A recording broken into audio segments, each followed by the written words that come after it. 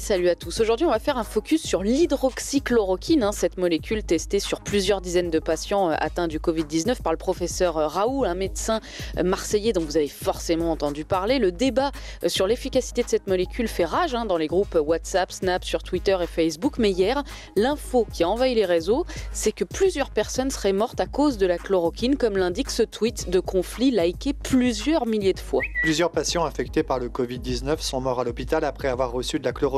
Des arrêts cardiaques ont été signalés dans plusieurs hôpitaux français, dont certains se sont avérés fatals. Bon, d'où vient cette info ? Eh bien, la source, c'est un article de l'hebdomadaire Le Point, dans lequel, je cite, le pharmacien d'un grand CHU français, un anonyme donc, explique que certains patients traités avec de l'hydroxychloroquine à l'hôpital présentent des troubles cardiaques ou des arrêts cardiaques dont certains sont fatals.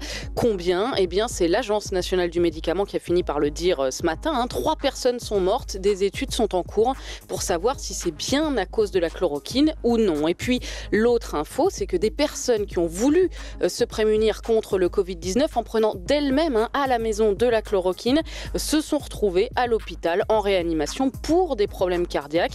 C'est l'autorité régionale de santé, l'ARS de Nouvelle-Aquitaine, qui le dit dans un communiqué. C'est l'occasion de rappeler que l'hydroxychloroquine, le Plaquenil, c'est pas un Doliprane, ça ne peut être délivré que sur ordonnance pour plein de bonnes raisons écrites sur la notice. Troubles cardiaques, aggravation des psoriasis, des maladies du foie, des reins ou encore perturbations visuelles, voire atteinte à la rétine. Seul un médecin peut déterminer si oui ou non votre corps peut tolérer ce médicament et surtout si vous en avez vraiment besoin. Finalement, le vrai problème derrière tout ça, c'est pas tellement l'hydroxychloroquine, c'est surtout la peur du virus, la panique. Et la panique, ça n'a jamais guéri personne. Bref, restez posés, lavez-vous les mains et confinez-vous tant que vous le pouvez. Move Radio, Hip Hop Nation.